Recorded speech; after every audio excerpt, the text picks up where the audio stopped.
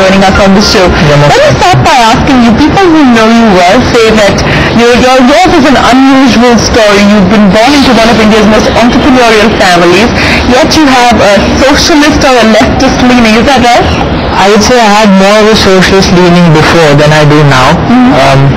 I think I've gone to both extremes and I'm now centering myself. How did that happen? I mean, because you've grown up in an atmosphere where capitalism was in that sense worshipped, where entrepreneurialism was the driver. So where did the socialist and the leftist leaning come from?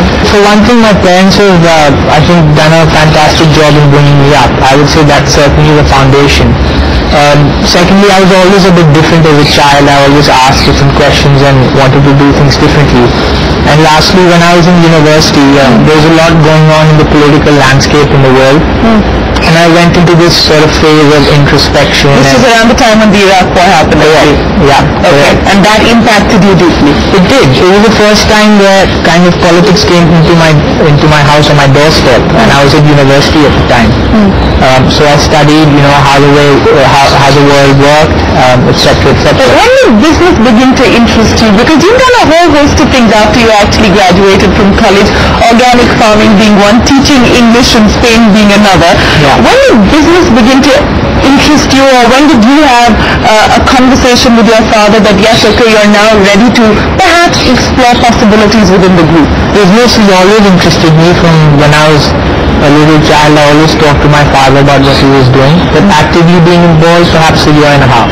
And you've never had this conversation while you were growing up that okay, there is a timeline or a deadline by when you would actually be inducted formally or informally into any of the family business? Never. Our parents have brought us up very liberally, and we've always been told that we are free to do what we want to do as long as we do it honestly and well. Okay. And where did the love for organic farming come?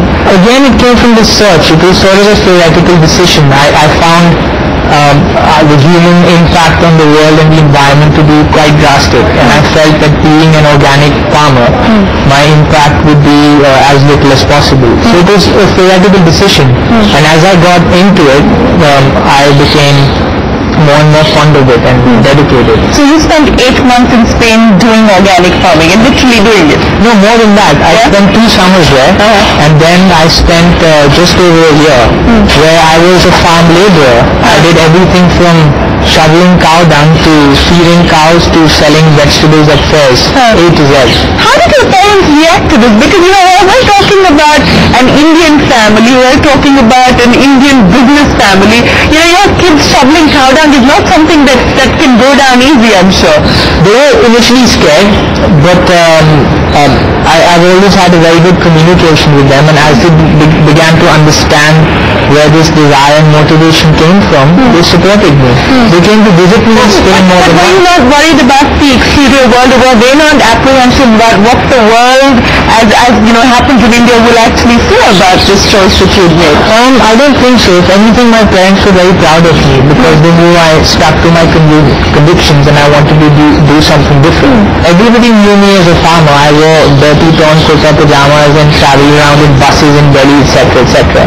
So they've always been proud of me, and they continue to be proud of me. How do you make the switch? I don't understand this because you've grown up in that sense in the lap of luxury. You've always had access to money, whether or not you've actually wanted it, that's a different story. But you never had to worry about any of those things. To actually make the switch from Aurangzeb Road to shoveling cow dung in Spain, how does that happen? Conviction, I guess. I wanted to be an organic farmer, and I knew the best way to do it was to go and work on a farm, and everything else didn't matter. So the trappings of luxury, that's not important to you? It's not essential. I can appreciate them, I can enjoy them. I love champagne, I love good food, good caviar, etc. They work. But they are not essentials for me. You're in 3rd generation entrepreneur. You've got a large established corporate legacy that you will hopefully take forward. Was there ever that burden of expectation, or that I need to do something more, I need to take this forward in some fashion, I need to be a wealth or a value creator? Did you ever think about these things? I did think about them. There was never really a burden from my parents. I knew my father has always had the desire that we continue what he has so painstakingly created, and of course the outside world obviously expects you to do that, but at the end of the day I still stick to what I want to do, and I'm a bit of a selfish character in that regard. Why do you call yourself selfish?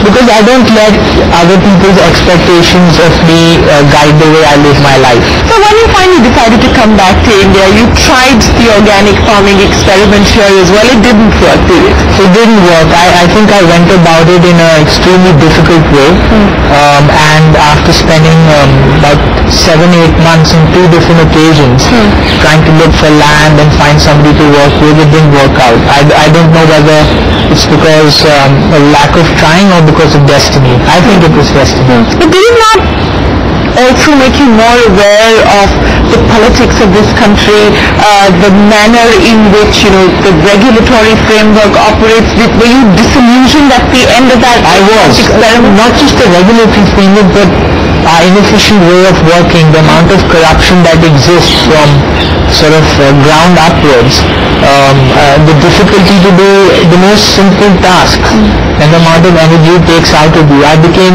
more acutely aware of those things, yes. Did that not make you think that, hey, let me go back to Spain or anywhere else and continue to do what I was doing? I was tempted, but I decided to stick it out here. Okay, you decided to stick it out here. You did an 8-month stint at Max New York Life as well, but that didn't work for you either. It was an interesting experience. I learned a lot. I traveled the country. I went from small villages in Bengal to medium-sized towns in Haryana to the metros, and learned a lot about the business. But then this opportunity, a new opportunity came up that my family was promoting, and I found that to be more interesting and more inviting, so I decided to take that. It's a different story being Amarjit Singh's son in Spain, and it's very different being his son in Delhi or in Dehradun, for instance. I try not to let it get to me. I'm a human being. I have an ego too. The new business that the family is exploring at this point in time is hospitality, and that's something that you're spearheading. Take us through why the desire to get into hospitality, and what is your role at this point? I can use speed for this one project. This project came about more by chance. My father has this wonderful piece of land in Dehradun, which for many years we just went to have picnics, and then one day him and my uncle decided to build a hotel there. My uncle has a hotel and restaurants in Dehradun. So it was born out of that, and the project seemed really interesting to me, and I'm completely dedicated to this project. Regarding the future, I don't know. That's my father's department. I'm just worrying about this one project. When I talked to you, I would have thought that healthcare probably more than hospitality would have been a natural fit for you, given your outlook and your beliefs. But did you not think that way? It certainly is another very interesting industry, but this project in particular, what's involved in heading it was much more interesting. It was something where I could completely be dedicated to and head myself, and it encapsulates pretty much all the facets of life. So that's why I was attracted to this project. Maybe a few years down the line I might be involved in the healthcare business. I don't know. Okay, let's talk about this particular project. This is in Dehradun. It's a hotel and a spa, and the management part of it is going to be outsourced to the Oberoi. Yes. So how does this actually work? Is there a joint venture between you and the Oberois as far as this is concerned? How does it work? This model is very typical in the